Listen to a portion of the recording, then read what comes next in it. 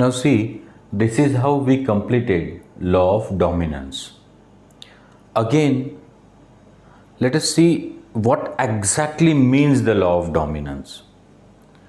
In an individual with a dissimilar alleles, the allele which phenotypically express is said to be dominant allele, or the trait that is seen in such F1 individual is called a dominant trait, and the allele that remain suppressed, unexpressed is recessive allele, or the trait that disappear in F1 is called a recessive trait. in Marathi आपला उद्देश काय आहे की आपल्याला स्वतःला समजलं पाहिजे की लॉ ऑफ डॉमिनन्स काय आहे. तो बघा, एखादा व्यक्ती, मग ते प्लांट असो की एखादा ॲनिमल असो की ह्युमन असो, ज्याच्यात डिसिमिलर अलील्स असतात. अलील म्हणजे जीनचे स्लाइटली डिफरंट फॉर्म, आपण त्याला अलिलोमॉर्फिक जीन म्हणतो.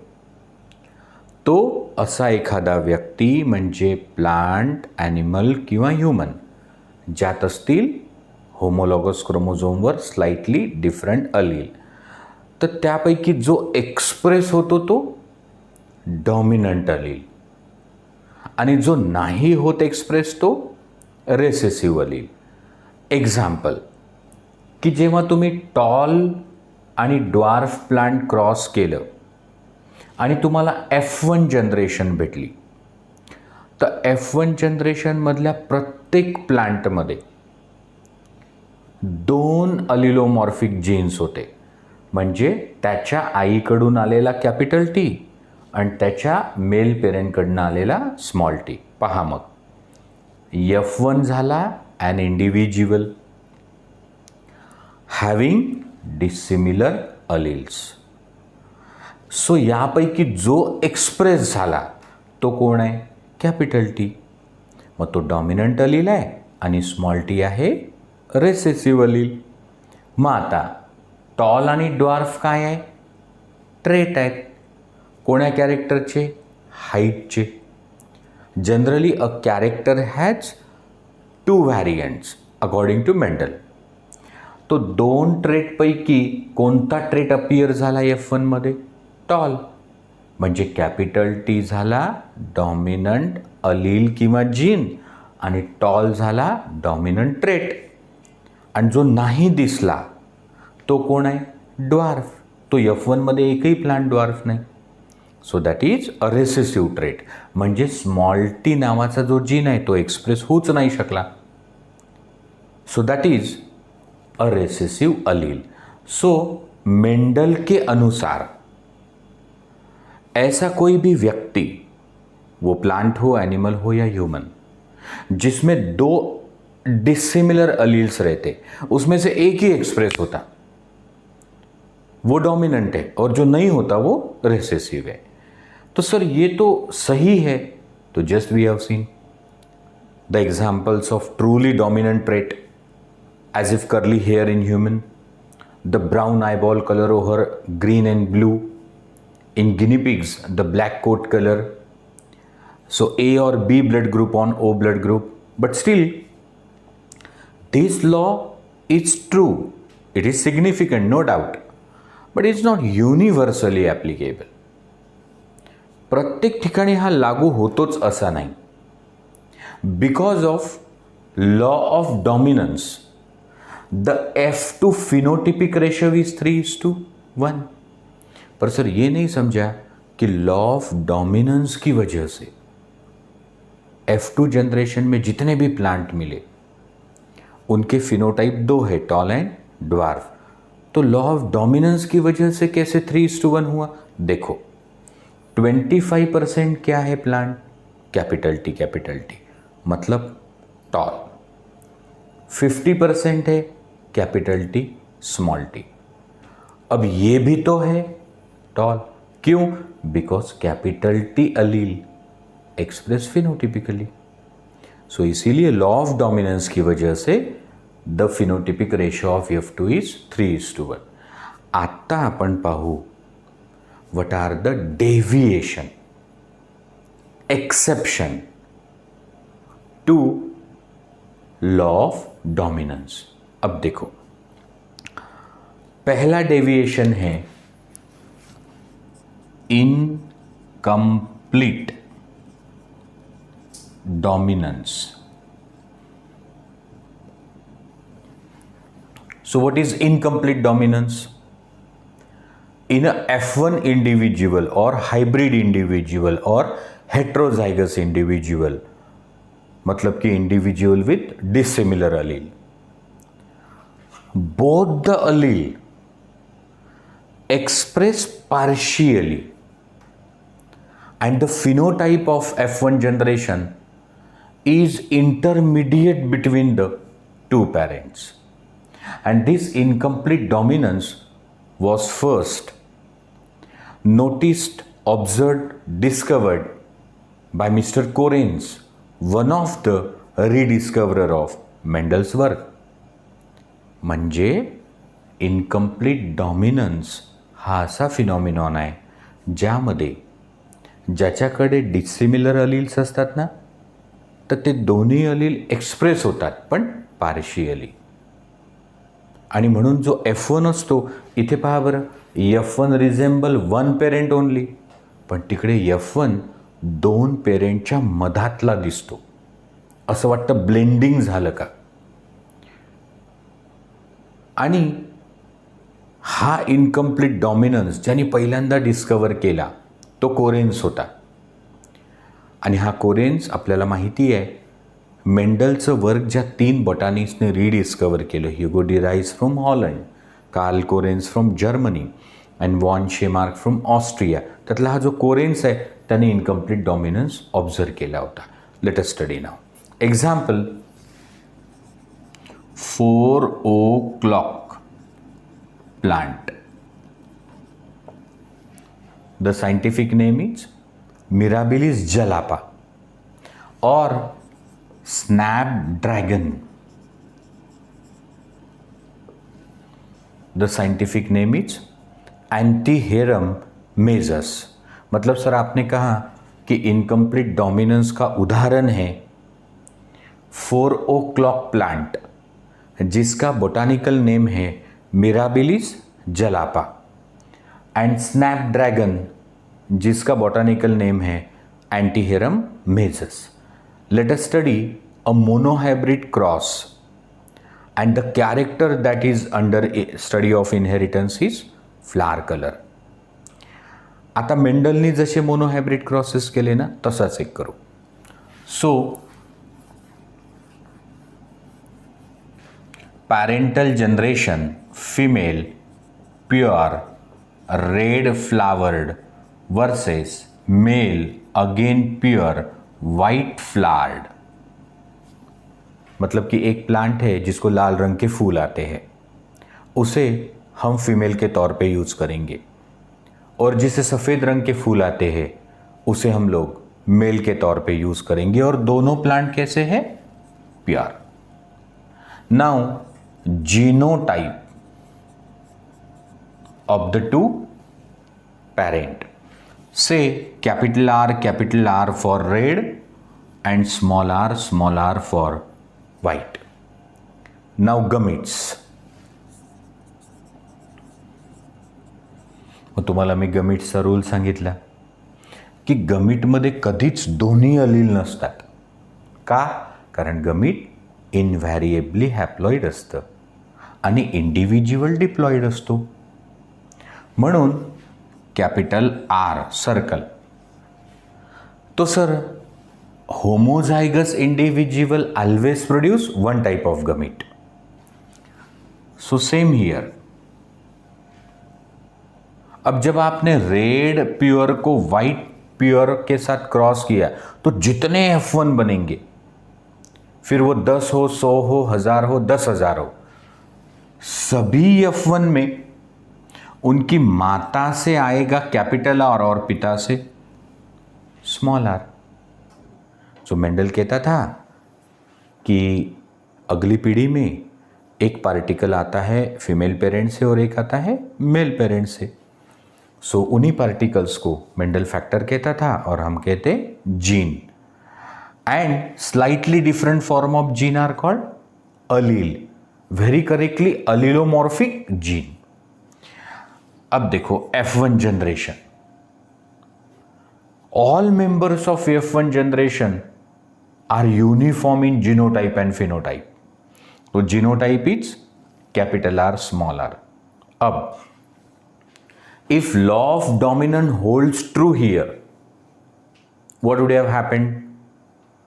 जर लॉ ऑफ डॉमिनन्स खरा असता तर इथं काय व्हायला पाहिजे होतं? तो सर अगर कैपिटल आर माने रेड फ्लावर कलर डोमिनेंट रहता तो सभी को रेड फ्लावर आने चाहिए थे। अब हुआ ये कि the flower colour is pink, और पिंक क्यों हुआ?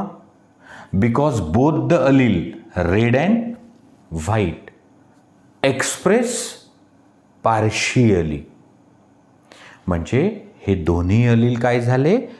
एक्सप्रेस झाले, पण पार्शियली। आणि म्हणून F1चा फिनोटाइप कसा आहे? ना रेड ना व्हाइट, दोनों के बीच। तो पहले तो ऐसा लगा कि before Mendel everyone was in favor of blending inheritance. Now this is a separate story, listen. Mendel के वर्क के पहले सब लोग ब्लेंडिंग इनहेरिटेंस को मानते थे। मतलब उनका कहना था कि बच्चे जो रहते वो माता पिता का मिश्रण रहते। They have a very strange opinion that the menstrual blood of a female and a semen which is very purified blood of a male got mixed to produce the offspring. मेंडलच्या पहिलेचे जे लोक होते त्यांचा असा दावा होता की मुलं ही आईवडिलांची मिश्रण असतात। त्यांचं असं म्हणणं होतं की फिमेलचं मेन्स्ट्रुअल ब्लड आणि मेलचं सीमेन जे प्युरिफाईड ब्लड आहे ते मिक्स झाल्यामुळं बाळ तयार होतं असं त्यांना वाटायचं। तो बाद में ये फॉल्सिफाई हुआ कि नहीं, ब्लेंडिंग इनहेरिटेंस सच नहीं है। कैसे? समझा, black horse end white horse should produce every time the grey horse.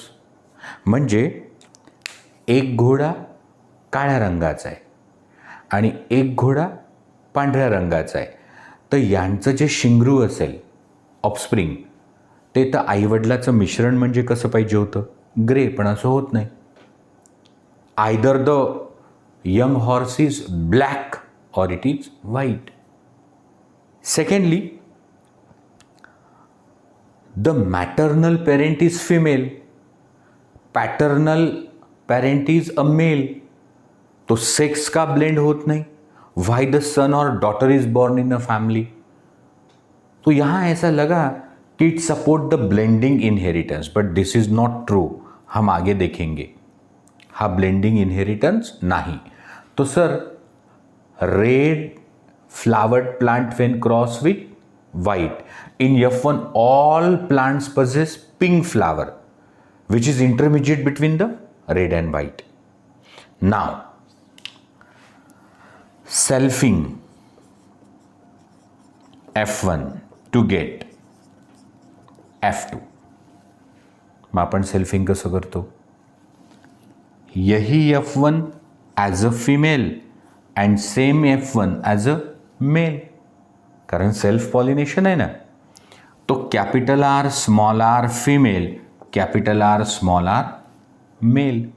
Now gametes of F1, so 50% capital R 50% small R, same here. Gamete बनाते वक्त ध्यान रहे कभी दोनों अलील एक गमिट में नहीं आते। गमिट इज हैप्लॉइड, और यहाँ दोनों अलील देखो अलग अलग है, तो 50% में कैपिटल आर 50% में स्मॉल आर। आता फिमेल गमिट किती आहे? 2, मेल गमीट किती आहे 2. फ्री कॉम्बिनेशन केलं so every male gamete has a equal chance to fuse with every female gamete. तो कितने कॉम्बिनेशन होंगे 4. देखो first male gamete first female gamete capital R. First male gamete but second female gamete capital R small R. Second male gamete first female gamete capital R small R.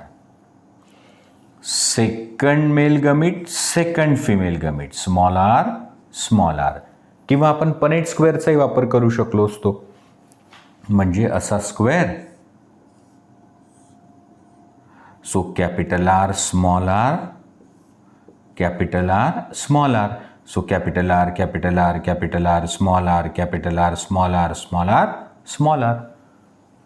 So Punnett square could also have been used. अब देखो so F2 progeny, how many type of genotypes are obtained?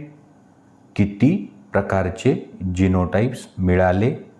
तो sir capital R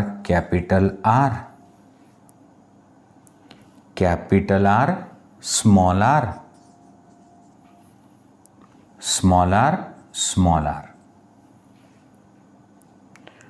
in a ratio of 1:2:1.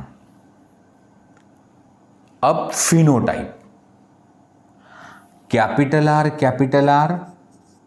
Red flowered, capital R small R law of dominance यदि लागू होता तो red. So capital T small T is also tall. पण capital R small R is pink and small r is white. So red 1, 2 pink, 1 white. तो देखो अब Mendel का कहना था कि F2 phenotypic ratio in all monohybrid crosses was 3:1. म्हणजे त्यांनी जेवढे 7 मोनोहायब्रिड क्रॉसेस केले त्या सगळ्या मोनोहायब्रिड क्रॉसेसमध्ये F2 जनरेशनचा फिनोटिपिक रेशो किती होता 3:1. Here see 1:2:1 is a phenotypic ratio, 1:2:1 is a genotypic ratio. So genotypic ratio and phenotypic ratio is same in incomplete dominance. तो सर ये मेंडल के आइडिया से कैसे अलग है? पहले तो the F1 is in between the two parent और मेंडल कहता F1 completely resemble one parent. दूसरा the phenotypic ratio is 1:2:1. Mendel कहता 3:1. तीसरा one gene completely mask the expression of other gene according to Mendel, but here both the allelomorphic gene partially expresses. तो आता तुम्हाला लक्षात ठेवायचं आहे की in incomplete dominance genotypic and phenotypic ratio are same and the ratio is 1:2:1. तुम्हाला हे लक्षात ठेवायचं आहे कि F1 is intermediate between the two parents. अब देखो जैसे हमने कहा कि लॉ ऑफ डोमिनेंस को पहला एक्सेप्शन है incomplete dominance. In incomplete dominance the expression of F1 is intermediate between the two parent. Also both the allele express partially and the F2 phenotypic ratio is 1:2:1. Now see another exception or deviation. That is the case of codominance. And we have had two example. म्हणजे मेंडलचा जो पहिला law आहे, ज्याला आपण first law of inheritance म्हणतो, law of dominance, त्याला पहिला अपवाद काय आहे? Incomplete dominance. कसं काय इनकम्प्लीट डॉमिनन्स वेगळं आहे? तुम्हाला काय समजलं? सर, मेंडलचं असं म्हणणं होतं की F1 जनरेशन आहे ना, ती दोनपैकी एका पेरेंटसारखी असते पूर्ण. पण इनकम्प्लीट डॉमिनन्समध्ये जो F1 असतो ना, तो दोन्ही पेरेंटच्या मधातला असतो. दूसरं कसं वेगळं आहे इनकम्प्लीट डॉमिनेंस? सर, मेंडल का कहना था कि F2 जनरेशन जो मिलती उसमें जितने प्लांट्स मिलते उसके 2 ही फिनोटाइप रहते और उसका रेशियो है 3:1, 3 डोमिनेंट 1 रेसेसिव. तो इनकम्प्लीट डोमिनेंस कैसे अलग है? सर, यहाँ F2 में जो भी पॉपुलेशन मिलती, F2 पॉपुलेशन, उसमें 3 फिनोटाइप मिलते and in a ratio of 1:2:1. जो पैरेंटल टाइप्स है वो 50% और इंटरमिजिएट टाइप्स 50%. तो आत्ता पहा, अजून एक एक्सेप्शन आहे कोडॉमिनन्स. और ये इनकम्प्लीट डॉमिनेंस से कैसे अलग है वो भी देखो. Example is roan coat colour in cows. So गाईमध्ये जी स्किन असते तिला कलर नसतो, पर स्किन पे जो हेयर्स है उसका कलर मतलब कोट कलर. म्हणजे जो गाय है उसमें त्वचा तो रंगहीन होती है, पर त्वचा के ऊपर जो हेयर्स रहते, डेंस हेयर, उनके रंग को कोट कलर कहते. तो एक कोट कलर है roan. It's a case of a codominance. Let us check. Parental generation. A female cow with a red coat color, मतलब त्वचा के ऊपर के हेयर्स कैसे हैं? Red. is crossed with a bull with white coat color. म्हणजे जी गाय आहे तिच्या अंगावरचे केस कसे आहे? रेड. आणि जो बैल आहे त्याच्या अंगावरचे केस कसे आहे? White. Now genotype. And both the parents are pure for the trait. So homozygous for the trait means having identical allele. So red के लिए capital R capital R, white के लिए स्मॉल आर नहीं,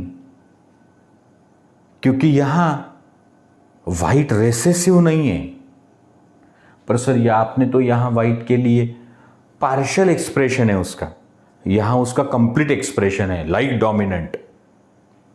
म्हणजे मला असं म्हणायचं आहे की टॉलसाठी कॅपिटल टी कारण तो डॉमिनंट आहे, ड्वार्फसाठी स्मॉल टी कारण तो रेसेसिव्ह आहे. पण इथं व्हाईट रेसेसिव्ह नाही आहे, म्हणून capital W. Okay. Capital R red coat colour, capital W white coat colour. Now gametes.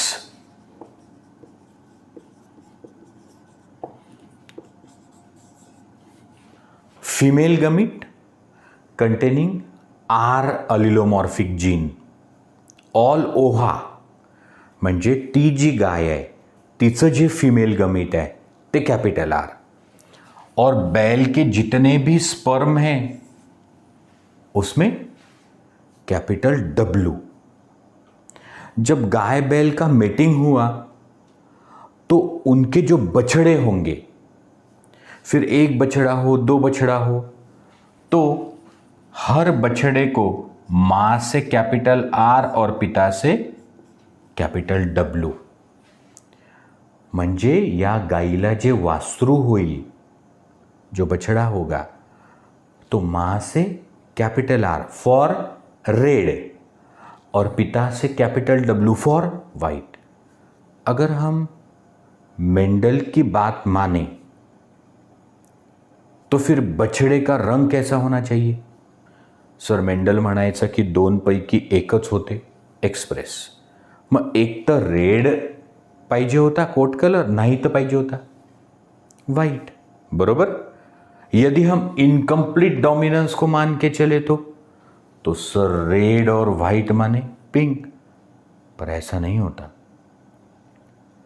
यहां ये जो F1 बछड़ा है, समझो फीमेल बछड़ा होगा या फिर मेल होगा, तो उसका कोट कलर है रोअन। सो रोअन कोट कलर म्हणजे सम पैच ऑफ रेड, सम पैच ऑफ व्हाइट, सम पैच ऑफ रेड, सम पैच of white. So both the alleles are expressed completely. तो पहला फर्क in incomplete dominance, in complete dominance मध्ये both the allele express partially and in codominance both the allele express equally. Both the allele express equally. अब देखो यहां हम selfing तो नहीं लिखते कारण प्लांट बायसेक्शुअल फ्लावर वाला आहे, त्याच्यात सेल्फ पॉलिनेशन करता येतं. पण आता हे जे गाय आहे एक फिमेल असते आणि बैल हा मेल असतो, तर इथे म्हणायचं इन ब्रीडिंग. इन ब्रीडिंग तो फीमेल रोअन, मेल रोअन. मान के चलो इस गाय और बैल को दो बछड़े हुए, एक नर और एक मादा, दोनों कैसे हैं? रोअन. तो ये इनका inbreeding. So capital R, capital W, capital R, capital W, genotypes of F1. Roan roan, phenotypes of F1. अब gametes. The female produces capital R, capital W, male produces capital R, capital W. म्हणजे female gamete 2, male gamete 2. आता equal chance. So first male gamete, first female gamete, capital R, capital R. First male gamete, second female gamete, capital R, capital W. Second male gamete, second male gamete, first female gamete, capital R, capital W. Second male gamete, second female gamete, capital W, capital W. So in F2 generation obtained by intercrossing या inbreeding the F1. So capital R, capital R1, capital R, capital W2 and capital W1. So again genotypic ratio is 1:2:1. Now phenotypes: red, रोअन and white.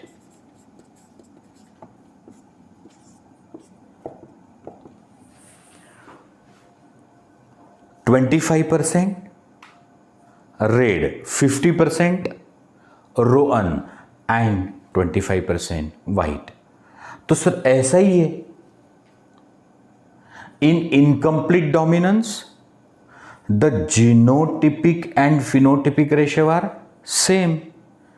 In codominance also the genotypic and phenotypic ratio are same, but दोनों में फरक क्या आहे? Sir फरक हा आहे, जरी incomplete dominance आणि को डॉमिनन्समध्ये F2चे जिनोटिपिक फिनोटिपिक रेशो सारखे असतील तरी इनकम्प्लीट डॉमिनन्समध्ये both the alleles are expressed partially आणि को डॉमिनन्समध्ये both the alleles are expressed equally. अब ये हो गया को डोमिनेंस का एक example, roan coat colour in cow. अब हम ब्लड ग्रुप का भी देखेंगे. तो another example of codominance is A B blood group in human. मैंने ब्लड ग्रुप नहीं कहा, तो सर ए B blood group only. Yes, मी रिपीट करतो, कोडॉमिनन्सचं एक्झाम्पल ब्लड ग्रुप नाही, फक्त ए बी ब्लड ग्रुप है. बिकॉज ब्लड ग्रुप तो ऐसी कॉम्प्लिकेटेड केस है, ये नीट क्वेश्चन भी था. यहां पे मल्टीपल अलील्स, डोमिनेंस भी है. I A is dominant on small I, I B is dominant on small I. याला मल्टिपल डॉमिनन्स म्हणतात. So multiple allele, multiple dominance as well as codominance बी आहे. आपला मतलब कोणाशी आहे? फक्त को डॉमिनन्सशी. पहा, suppose a female whose blood group is A marries a man of B blood group. एक महिला आहे जिचा ब्लड ग्रुप आहे ए आणि ती होमोझायगस फॉर ए आहे. त्या महिलेचा विवाह अशा पुरुषाशी झाला ज्याचा ब्लड ग्रुप आहे बी, तो सुद्धा होमोझायगस आहे. Genotype I A I A, I B I B. So ही जी महिला आहे I A homozygous for A, ये जो पुरुष है आई बी होमोझायगस फॉर बी. आता पहा, लक्ष द्या,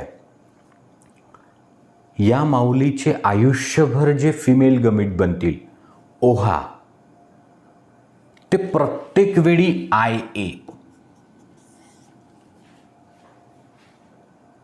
म्हणजे जसं आपली माऊली आपल्याला जन्म देते, तर आपल्या माऊलीचं जे आपल्याला जन्म देण्याला योगदान असतं ते काय असतं? Female gamete. सो ए ब्लड ग्रुप वाली जर महिला असेल आणि ती प्युअर असेल तर तिचे सगळे गमीट्स आयुष्यभरचे जे असतील त्याच्यात कोणता अलिलोमॉर्फिक जीन असेल? आय ए. और ये जो पुरुष है इसके सारे स्पर्म्स में होंगे आई बी.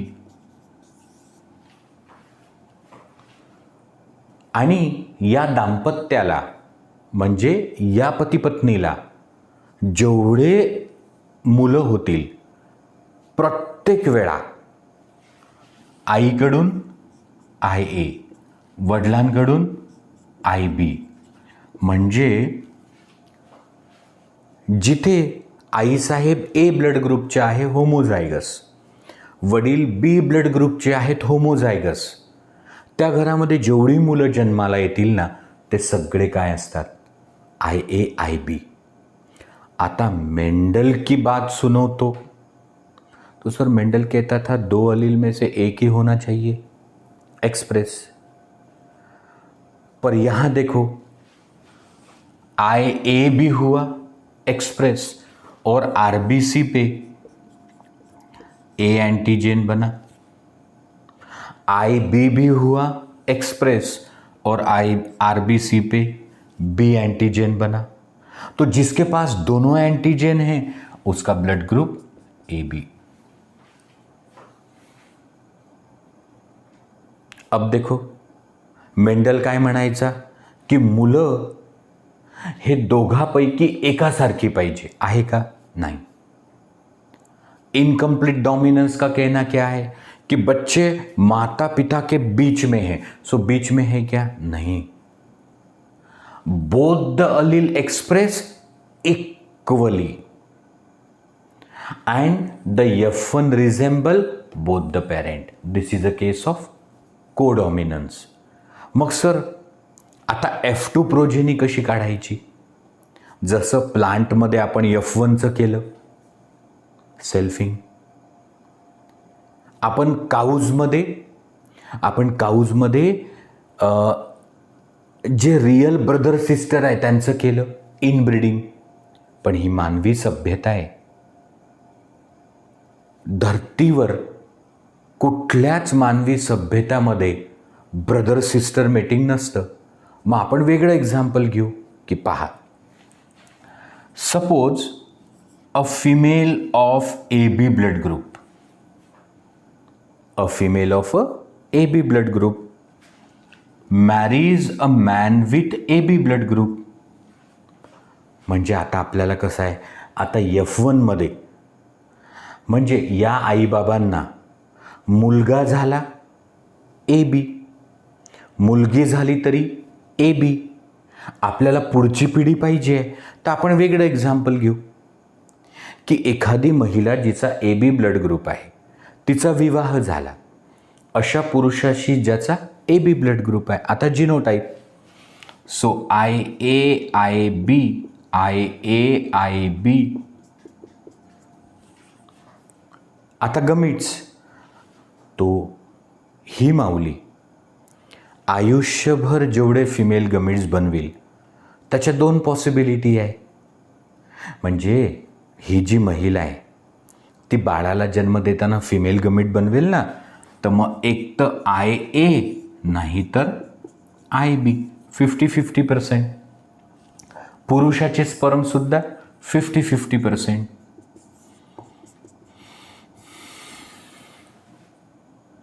ठीक आहे. आता पहा, या पती पत्नीला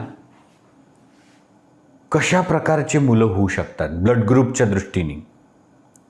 मैंने कहा कि एक महिला जिसका AB ब्लड ग्रुप है, उसके हस्बैंड का AB ब्लड ग्रुप है, तो इनके घर में संतान के ब्लड ग्रुप क्या हो सकते? Maximum possibility. तो sir first male gamete first female gamete IA first male gamete second female gamete IAIB, second male gamete first female gamete IAIB, second male gamete second female gamete IBIB. So AB B in a ratio of 1:2:1. In a ratio of 1:2:1. तो आपण पाहिलं की law of dominance काय म्हणतो की कुठलाही व्यक्ती, plant, animal, human, ज्याच्यात डिसिमिलर अलील्स असतात त्यातला एकच एक्सप्रेस होतो. हा आहे लॉ ऑफ डॉमिनन्स. तो हमने कहा कि ये सब जगह थोड़ी लागू है. जैसे स्नैपड्रैगन या 4 o'clock मिराबिलिस जलापा, वहाँ तो इनकम्प्लीट डोमिनेंस है. Roan coat colour in Jersey cow, AB blood group in human, वहाँ तो कोडोमिनेंस है. अब यहाँ पर लॉ ऑफ डोमिनेंस के बारे में हर चीज़ हमने कंप्लीट की है. अगले लेक्चर में हम बात करेंगे second law of inheritance, law of segregation. साथ में हम लोग देखेंगे back cross and test cross क्या रहते, monohybrid back cross and test cross. Thank you. God bless you.